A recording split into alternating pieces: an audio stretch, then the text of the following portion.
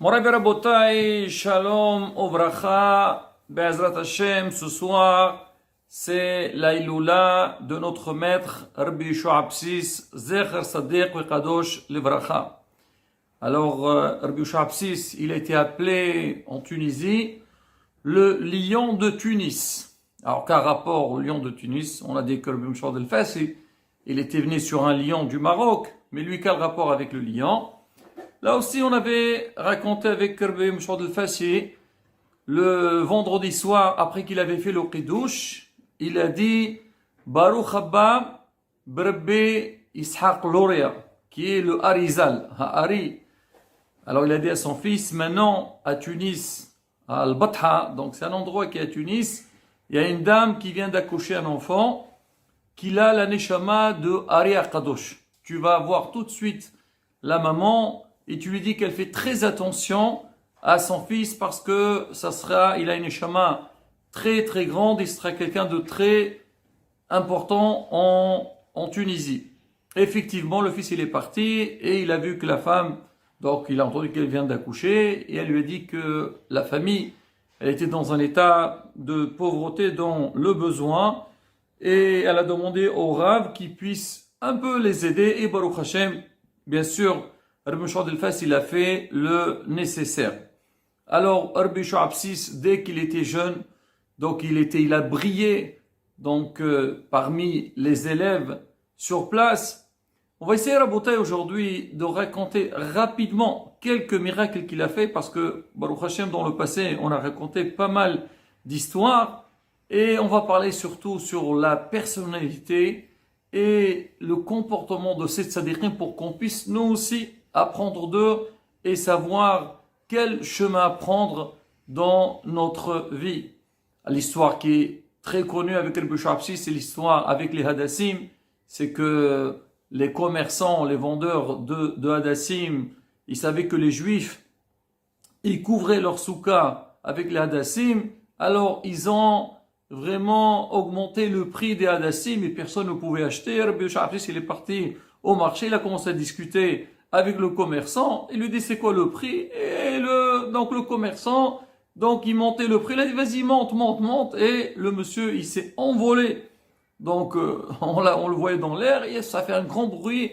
Après donc le bey de l'époque, il a appelé le Rabbi Yeshua Absis. Bon après donc il a arrangé cette affaire pour dire que quoi qu'il avait la force donc de gérer. On dit il avait, je veux dire plus fort que la nature, mais il pouvait donc manipuler certaines choses dans la nature. On raconte une autre histoire toujours avec le marché à Tunis. Il y avait une fois les Juifs, ils sont partis voir le Rav, ils lui ont dit Rav, vous savez que le blé il est très cher. En ce moment, il y a des gens qui arrivent au marché, ils prennent à tout prix donc toute la récolte qui était proposée et on n'a même pas de quoi donc manger. Le Rav lui a dit ne vous inquiétez pas, je viens avec vous.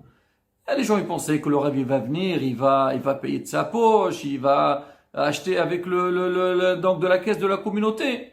Il arrive en plein donc marché, il fait un cercle, il se met dedans et vraiment en quelques secondes, on a remarqué que les prix ils ont énormément baissé et tout le monde a pu acheter dans la tranquillité.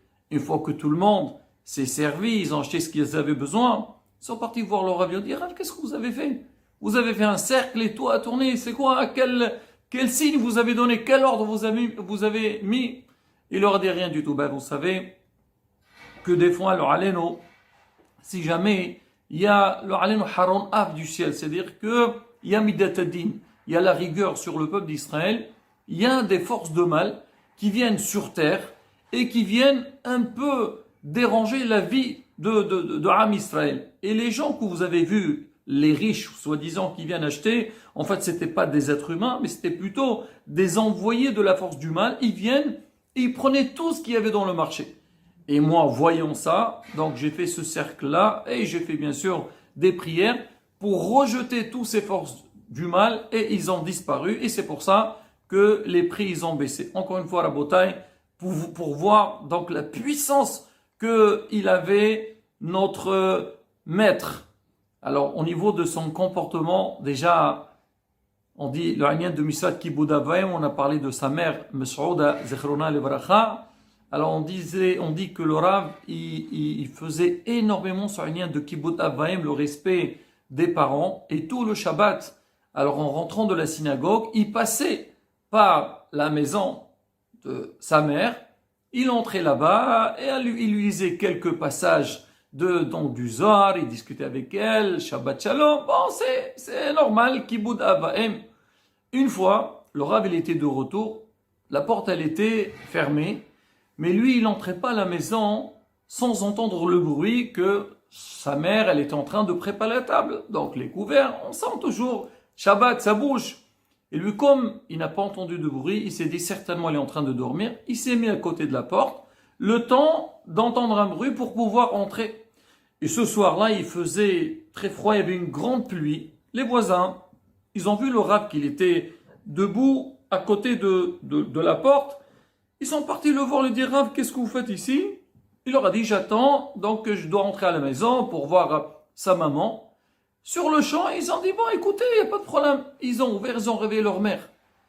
Et le Rav, donc, il a su qu'elle était en train de dormir. Il leur a fait un scandale. Il leur a dit, mais pourquoi vous avez fait ça? Pourquoi vous l'avez dérangée? Moi, justement, je suis resté à l'extérieur parce que je ne voulais pas la déranger. Elle s'est tellement fatiguée le vendredi. Elle était fatiguée. Moi, je ne voulais pas la réveiller de son sommeil. Pour dire que quoi? Que ce Inyan-là, qui boit de Avoim, il le tenait à cœur. Alors, pareil, ça, c'est un témoignage qui est rapporté par notre maître Rabbi Meir Mazou Shlita Rabotai. Alors je précise la grande partie des histoires que j'amène, c'est du livre Migdolei Israël, donc de notre maître Rabbi Meir Mazou, où il parle de beaucoup de rabbins de Tunisie. Et aussi, il y a aussi la magazine de Otsrot Yahadot Tunisia, qui a fait notre ami Benjamin Fenesh, Isacher Latov, je lui passe le bonjour. Donc en passage, et dedans, il y a M. Aribiliti qui a écrit pas mal aussi sur notre maître Boucha Absis. Il rapporte un petit peu sa biographie et bien sûr des histoires sur le Rav. Donc j'ai comme on dit, j'ai fait un petit résumé plus ou moins de ce que j'ai vu. Il y a énormément de choses à dire. Alors maintenant, on dit que, donc Rabbi Mazouz, il rapporte que Rabbi Yaakov Boukhara, quand il était petit, il est rentré à la maison. Sa mère lui a dit, elle avait un problème de halakha, et lui c'était le jour il est parti au Ma'alem, donc au Talmud Torah, et lui il est rentré avec sa Gemara, il faisait Masechet Betsa, il a dit, dis-moi, c'est quoi le din, qu'est-ce que je fais, j'ai trouvé des bêtes dans les pâques, il dit, écoute maman, moi à peine je commence à étudier, je peux pas te répondre, et alors, je vais aller voir le Rav, je lui ai demandé, il est parti voir Rabbi Shu'absis. Alors quand il est arrivé, Rabbi Shu'absis, il était, pour ceux qui connaissent un petit peu la vie en Tunisie, les rabbins, ils avaient un banc, ils étaient accoudés, ils avaient la Gemara, et donc ils s'approfondissaient dans l'étude. Et le jeune, il était à côté, et le Rav, il était tellement plongé dans son limoud qu'il n'a pas fait attention, il n'a pas vu. À un moment donné, le Rav, il aperçoit, il y a un petit jeune qui est là, il lui dit, oui mon fils, qu'est-ce que tu veux? Il a dit, voilà, maman, elle m'a posé une question d'Alakha, je suis venu voir le Dayan, le Rav de la ville. Le Rav, il lui a répondu, après il a dit, dis-moi, qu'est-ce que tu fais toi dans ta vie? Il a dit, écoutez Rav, je viens d'entrer dans le Talmud aujourd'hui, on a commencé à étudier la Gemara. Alors il dit, quoi, tu étudies la Gemara? Alors il était couché, il s'est soulevé et dit, ah, toi tu étudies la Torah, à l'Echvoda Torah, je dois me tenir correctement. C'était un tout petit. Alors Rabbi Yaakov Boukhara, il a dit que ce geste-là du Rav, il m'a marqué toute ma vie et il m'a donné, comme on dit, une grande poussée pour m'élever dans les mots de la Torah et comprendre le irq, l'importance d'un Talmid Hacham. Alors on raconte que à l'époque, en Tunisie, il y avait le Bey. Et lui, toujours, une fois par an, c'était à la fin du Ramadan, avant les fêtes des musulmans, lui, il tournait, il faisait un tour. Ah, c'est normal, quand il y a les fêtes, ça bouge, les commerçants, les clients, et il faisait une tournée dans tout le souk. Il allait dans tout, il y a beaucoup de sortes de souks. Et il passait, et les commerçants, ils étaient très contents du passage du bey qui est là, et chacun lui proposait de la marchandise pour lui offrir. Il dit non, non, merci, c'est gentil, pas de souci. Et après, il allait donc au souk, donc du tissu. Et quand il arrivait là-bas, là-bas, les plus grands commerçants, c'était deux juifs, c'était les neveux de Rabbi Yosha Absis. Et El Bey, alors il fait une petite tournée, après il entre chez eux. Et quand il entrait chez eux, c'était différent par rapport aux autres. En général, comme on vient de le dire, il prenait rien chez les commerçants, mais chez les juifs. Et voilà, donne-moi ça, et je commande ça. Il avait toute une délégation avec lui, mais vraiment, il vidait le magasin. D'un côté, les commerçants, pour eux, c'est un grand honneur que le bey se serve chez eux, mais d'un autre côté, ça leur cause des pertes. Bon, il a fini, il a pris ce qu'il a à prendre, il les a salués, remerciés, il est parti. Et tous les ans, l'histoire se répète. Alors ils ont dit, attends, si il va venir surtout juste avant les fêtes et le travail, il bougeait, c'est pas rentable. Ils sont partis voir Rabbi Yosha Absis, leur oncle. Ils ont dit, écoutez, regardez l'histoire. Voilà, le bey il vient et il nous vide le magasin. Il leur a dit, écoutez, vous venez me voir parce que vous voulez que on arrête avec ça. Il dit oui. Il a dit maintenant, ce que je vous demande, vous le ferez. Et on dit, écoutez, Rab, demandez-nous ce que vous voulez et on le fera. Il a dit, d'accord, allez, partez. Et donc, que je vous demanderai dans le cas de besoin. Une semaine plus tard, il y a un monsieur qui vient chez eux, un miskin, ani, un pauvre. Il leur dit, voilà, je suis envoyé par Rabbi Yosha Absis.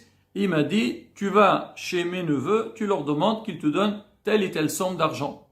Alors Rab, il a demandé, pas de souci, prends. Un mois plus tard, il y a une dame qui vient, elle arrive, oui, bonjour, voilà, je viens de la part de Rabbi Yosha Absis, j'ai besoin de tissu. Il m'a dit, tu vas chez mes neveux, ils te donneront tout ce que tu as besoin. Très bien. Et une semaine plus tard, il y a une dame qui arrive, oui, Rabbi Yosha Absis, il m'a envoyé, j'ai une fille à marier, on doit lui préparer son trousseau, on a besoin de telle et telle chose. Et de temps en temps, il y a des gens qui arrivaient et eux, ils disaient pas un mot. Le Rav, il a dit, bon, c'était un peu bizarre, il voyait des gens qui arrivaient donc de temps en temps, mais bon, le Rav, il demande, bon, c'est normal, le Rav, il s'occupe de la communauté, il gère, et comme on dit, Doeg, il cherche donc le besoin de chacun.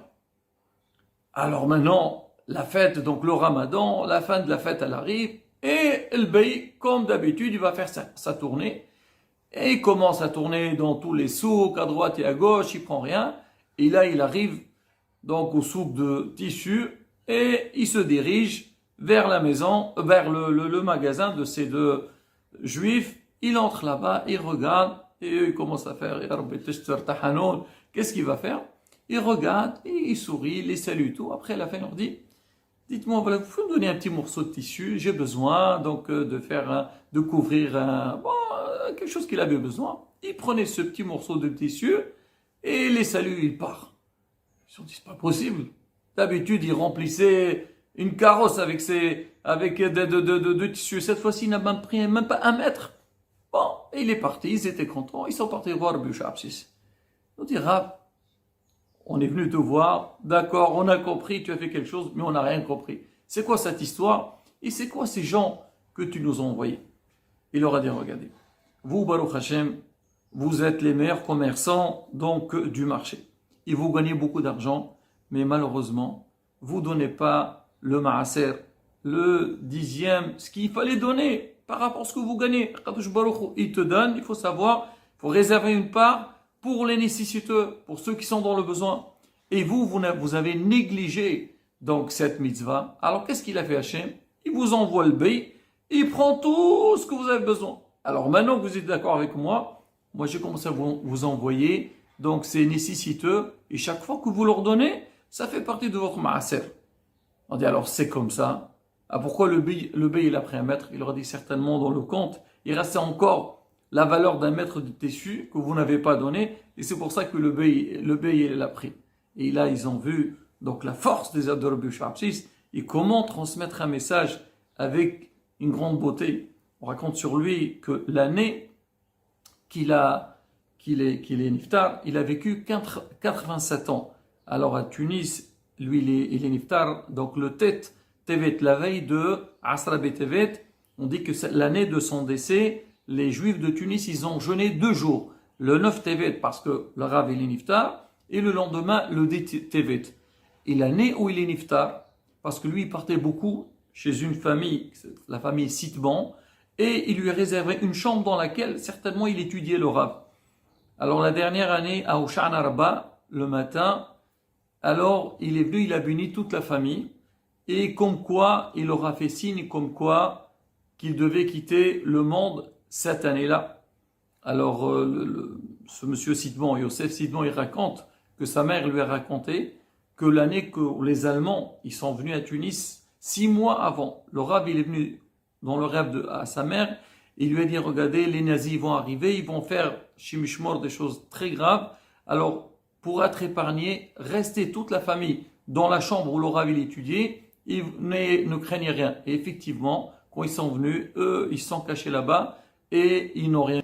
Là, la bataille, voilà, comme on dit, donc une partie de quelques histoires sur sa vie. Et encore une fois, c'est, comme on dit, apprendre de la hanaga, de la conduite des tzadikim. Et que nous aussi, on essaie, Bezrat Hashem, d'aller dans leur chemin. Et il ne faut pas oublier ce soir, Bezrat Hashem, allumer une bougie, l'ilou nishmato, sroto dagin aleno, amen, ken yeher ason.